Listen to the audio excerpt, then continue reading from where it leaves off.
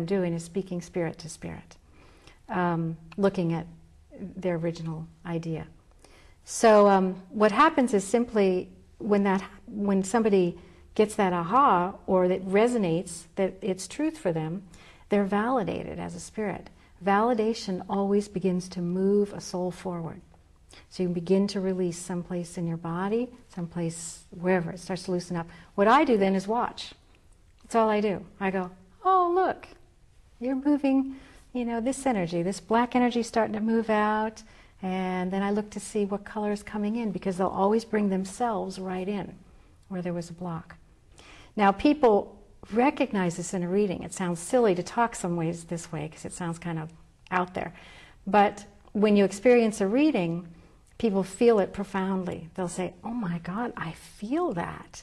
Oh, I've got goosebumps, or I feel my head is clearing, my ears are clearing.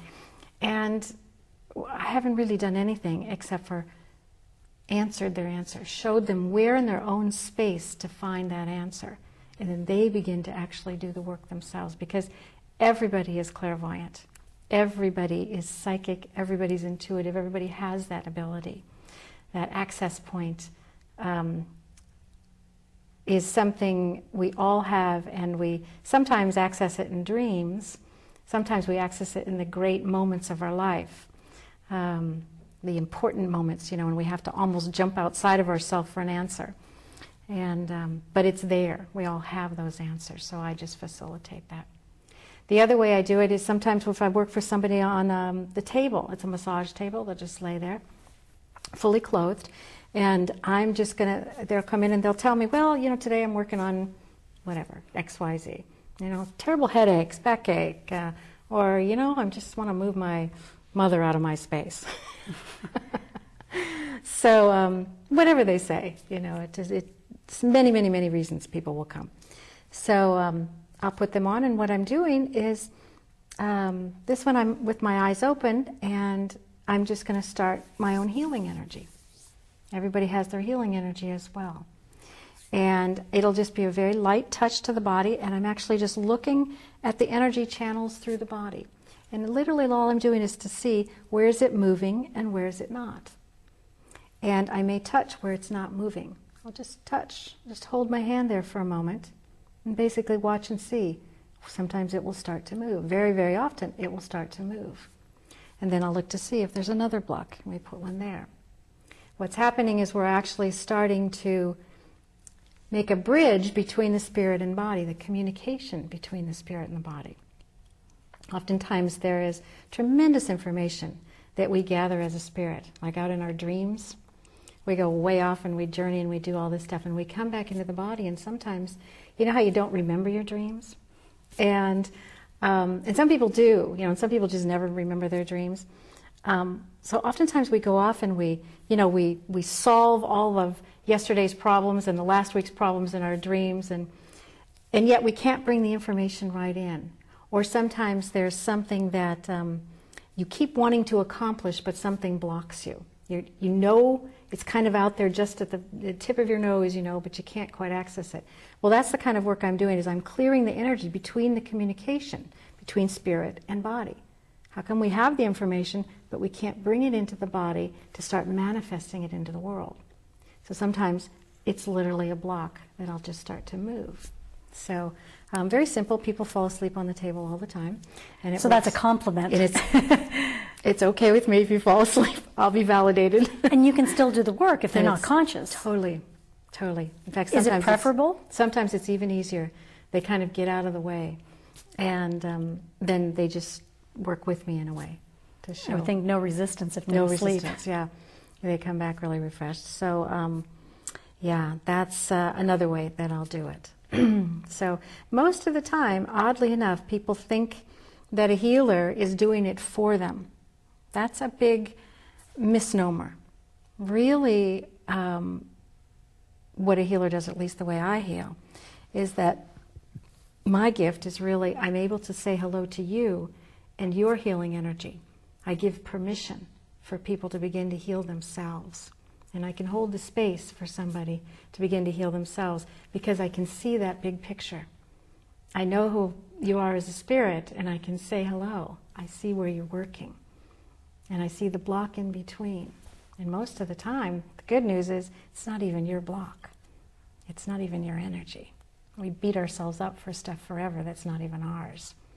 So oftentimes it's a great release point, and that's when you can begin to move.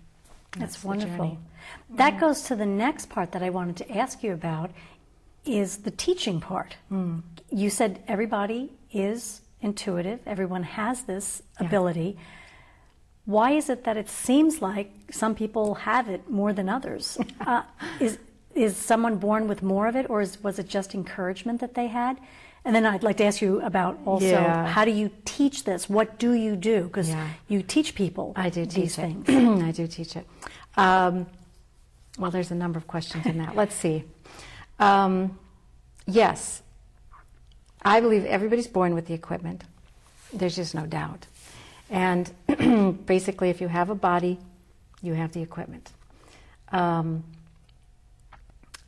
Some people's purpose is just, to wake up other souls. We all have our journey. We all have our path, what we came here to do. Some of us are here to just embody one part of it, and the other part.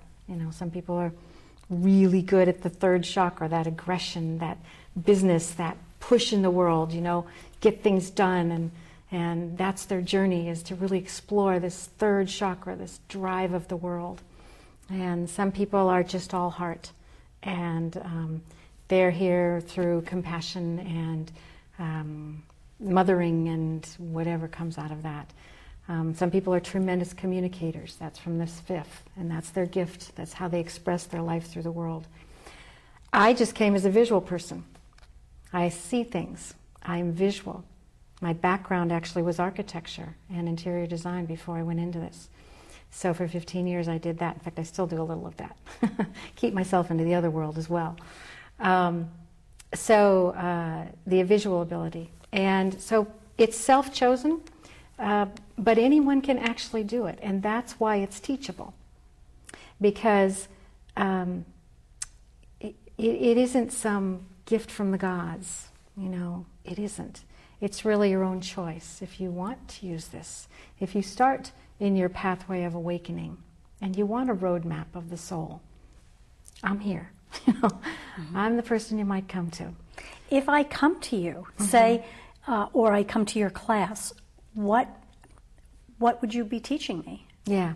I teach a series of tools. I call them tools, clairvoyant tools, intuitive tools. They're really simple.